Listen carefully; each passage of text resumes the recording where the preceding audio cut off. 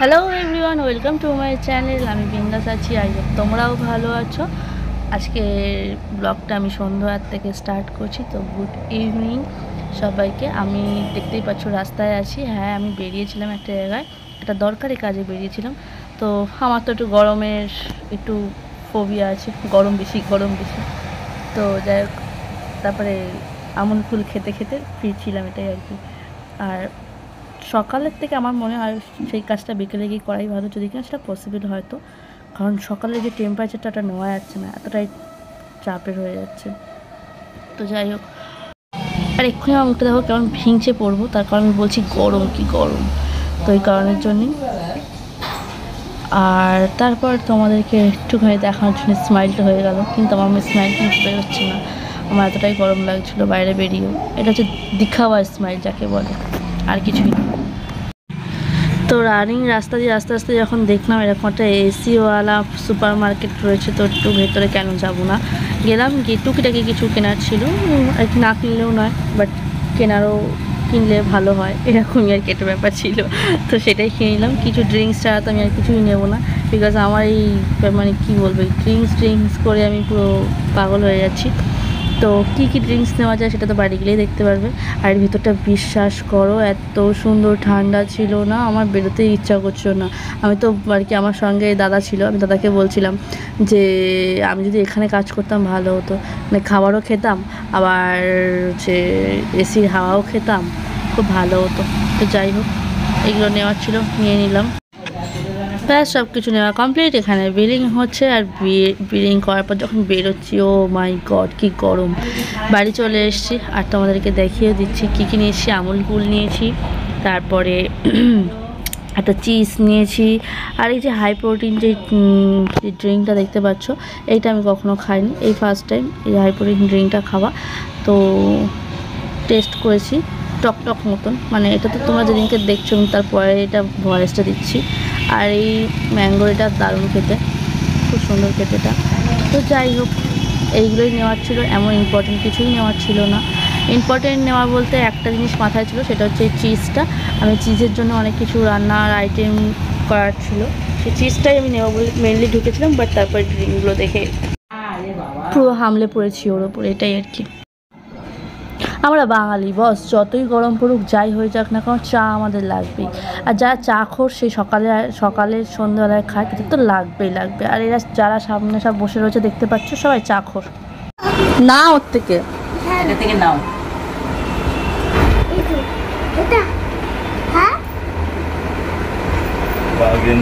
ভালো টেস্টি। আরো ধরো তো ভালো।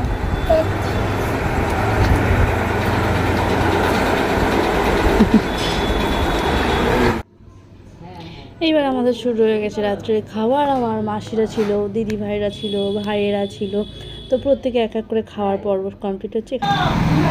আর এই যে দেখো, খাওয়া দাওয়া কমপ্লিট করে দিদি ভাইরা বেরিয়ে যাচ্ছে, তার আগে কিন্তু মাসিরাও চলে গেছে।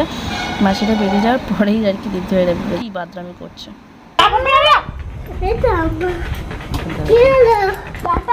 টাটা।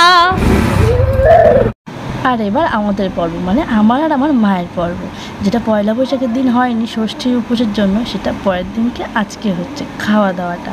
আর এই যে দেখছো, ডাল দিয়ে ভাতটা মেখে নিয়েছি। এটা কিন্তু শুধু ডাল ছিল না, মুড়ো ঘন্ট ছিল, কিন্তু দুপুরবেলাতেই সব মুড়ো ঘন্টার কাটাগুলো সবাই মিলে খেয়ে নিয়েছি। তো ডালটাই আছে, তো সেই ডালটা দিয়ে আর আলু ভাজাটা দিয়ে খেতে কতই ভালো লাগে না। ডাল তো শেষ হয়ে গেল, এবার পরের আইটেম আসবে, সেটা মাটন। কিন্তু মটনের আগেও কিন্তু একটা ছিল আইটেম, সেটা হচ্ছে মাছের আইটেম, মানে কাতলার কালিয়া ছিল। কিন্তু দুপুরের বিষয়, সেটাও দুপুরে শেষ হয়ে গেছে, এটা দুপুরের জন্যই ছিল মেনলি। তো দেখো, মাংস কিন্তু আমাদের সবার ফেভারিট, আর যদি কিনা সেটা হয় মটন, তুমি প্রচুর গরমে খাও বা শীতকালে খাও, সবসময়ের জন্যই আমাদের খুব ফেভারিট জিনিস। আর এই যে নলির ভিতরে যেটা শ্বাসটা থাকে, এটা মনে হয় না এমন কোনো মানুষ আছে যে তার ভালো লাগে না। আর আমার মা যে মাটনটা করেছিল না, হেভি নরম, দেখো পুরো হাত দিয়ে ছাড়ানো যাচ্ছে, দুটো আঙুল দিয়ে ছাড়াতে পারছি, এতটাই নরম ছিল। আর আমার সবথেকে ভালো লাগে এই যে হাড়ের গায়ের মাংসটা থাকে, উফ দেখো, আমার তো দেখে আমি যে বলছি এখানেই আমার জিভে জল চলে আসছিল। মাটন ভালোবাসি না আমরা, মনে এরকম কেউ নেই, কিন্তু বিশ্বাস করো মাটনের যে বিরিয়ানি হয়, আমার বিরিয়ানিটা একদম ভালো লাগে না। বাট আমার এই মাটন কষা বা মাটন কারি, এটা আমার খেতে খুব ভালো লাগে। খুবই টেস্টি লাগে। আর আমার মা মাটনটা সত্যি সেই লেভেলে বানিয়েছিল, বিকজ মটনটা এত সফট হয়েছিল, এত সফট হয়েছিল। আমি এমনি গরম খেতে পারি না, বাট মাটন যদি একটু গরম গরম হয় টেস্টটা দ্বিগুণ বেড়ে যায়। আর এই যে কারে নিলাম, সেই স্বাদ বিশ্বাস করো। তার সাথে মাংসর একটু আলু, আবার ভাত, ওরে বাবা।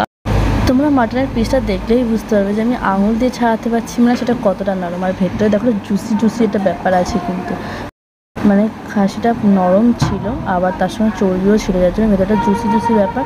আর ভেতরে কিন্তু ভালো মতন বেশ মশলাগুলো ঢুকেছিল।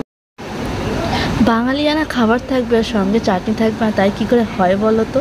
তোমরাই বলো না। যদি কিনা খাবার পাতে একটু চাটনি না থাকে তাহলে কি আর সেই খাবারটা সম্পূর্ণ হয়? আর সেই চাটনির মধ্যে যদি কিনা কাজু আর একটু কিশমিশ দেওয়া হয়, আমার তো খুব ভালো লাগে। তোমরা একটু কমেন্ট করে জানিও তোমরা কে কে ভালোবাসো চাটনিতে কাজু আর কিশমিশ। আমি কিন্তু খুব ভালোবাসি। তো এটাই সেই আমের চাটনি করেছিল, আর মা তার মধ্যে একটু কাজু আর কিশমিশ দিয়েছিল, দারুণ খেতে হয়েছিল। থ্যাংক ইউ মা, এত সুন্দর একটা চাটনি আমাদেরকে খাওয়ানোর জন্য। অবশ্যই প্রত্যেকটা রান্না খুব ভালো হয়েছিল। চাটনির পরেই চলে আসলো মিষ্টি, আর এই যে দেখতে পাচ্ছ মিষ্টিটা আমি খুব ভালো খাই। আর এই নিলাম আর টকাশ করে গালের মধ্যে দিয়ে দিলাম, ও আও। ব্যাস এই যে খাবার হজম করার জন্য কোল্ড ড্রিঙ্কসটা খেয়ে নেবো, পুরো শরীর ঠান্ডা হয়ে যাবে, খাবারটাও হজম। আর এই হচ্ছে বাঙালির পুরো ভুরিভোজ 16 আনা পূর্ণ করা জিনিস, সেটা হচ্ছে সবার শেষে একটু।